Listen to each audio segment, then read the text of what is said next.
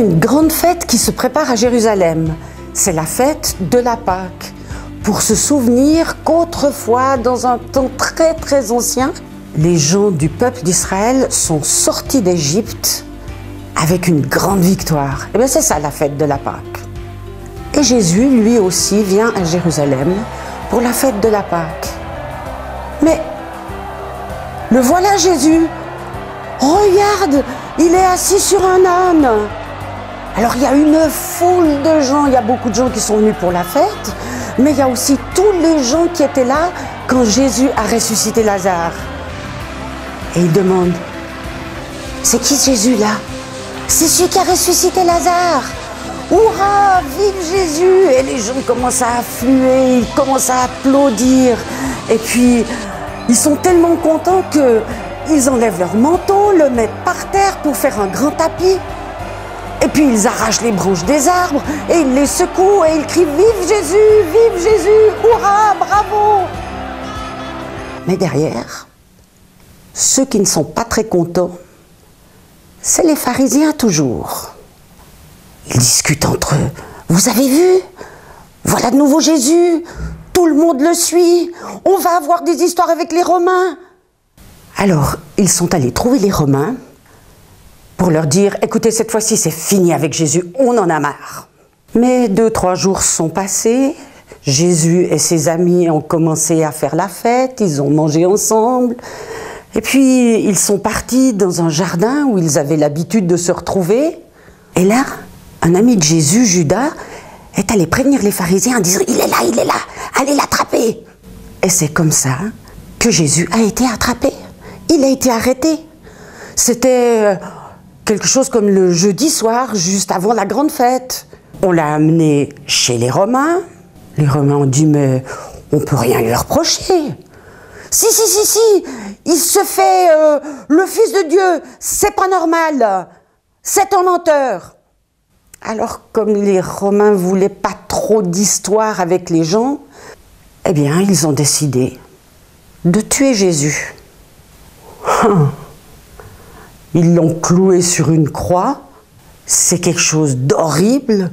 En plus de ça, en général, ceux qu'on attrapait, qu'on clouait sur les croix, c'était soit des terroristes, soit des esclaves qui s'étaient enfuis, mais pas Jésus. Quand même, c'est pas normal. À midi, il y a eu un tremblement de terre. Et le soir, Jésus était mort. Mais mort, vraiment mort. Un de ses amis secrets, a demandé à prendre Jésus pour l'enterrer. Il avait justement une grotte où on pouvait mettre un mort. Et il l'a mis dans sa grotte. Devant la grotte, on roule une énorme pierre. Alors, les pharisiens sont allés voir les Romains en disant « Mais tu sais ce qu'il raconte, ce menteur de Jésus, qu'au bout de 3 jours, il va sortir vivant. Ce qui va se passer, c'est que ses amis vont venir, ils vont le voler, et puis après, ils vont dire « Il est vivant !» Alors les Romains ont dit « Bon, ce qu'on va faire, on va mettre des soldats devant la grotte. » La nuit est tombée, les soldats sont restés. Un jour a passé, et le dimanche matin, au lever du jour, voilà de nouveau la terre qui tremble, et la pierre qui se roule. Et assis sur la pierre, un personnage, mais hyper brillant, comme un ange, quoi. Les soldats se sont dépêchés de filer comme des voleurs. Pendant ce temps-là, justement, de bonne heure le matin, 2 amis de Jésus qui ne savaient pas du tout ça, ils ne savaient pas que la pierre était roulée, ils ne savaient pas qu'un ange était apparu. Elle venait vers la caverne, vers le tombeau, avec des herbes, avec des parfums, parce que c'est comme ça qu'on faisait, pour mettre autour de Jésus. Puis en venant, elle discutait en chemin en disant « Mais comment on va faire pour rouler cette pierre? Elle est énorme, il faudra bien que quelqu'un nous donne un coup de main. » Elles arrivent là devant, et la pierre est roulée. Alors, elle rentre, elle regarde à droite, regarde à gauche. Il n'y a personne. Ah si, Un ange. Moi, je suis sûre que l'ange était en train de sourire. Il leur dit, qu'est-ce que vous faites là? Mais on est venu apporter du parfum pour Jésus. Mais Jésus n'est pas là. Il est vivant. Vivant? Mais il vous l'avait dit. Alors Jésus est vivant, c'est vrai. Alors elles sont parties en courant, mais à toute vitesse, jusqu'à la maison des disciples. Elles ont tapé à la porte.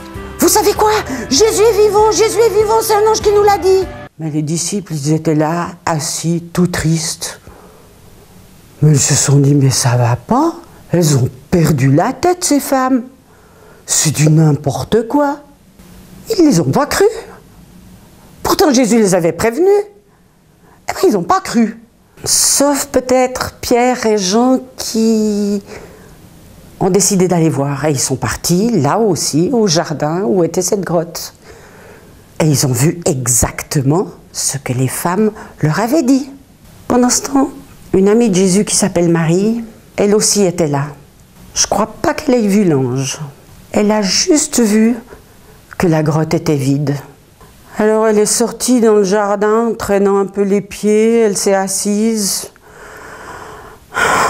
Puis elle s'est mise à pleurer, quand tout d'un coup, elle a entendu du bruit derrière elle. Elle se retourne, il y a là un monsieur. Elle pense que c'est le jardinier. Elle lui dit, mais qu'est-ce que tu as fait de Jésus? Pourquoi tu l'as volé? Tu l'as mis où? Alors le jardinier, il connaissait son nom, lui a dit, Marie.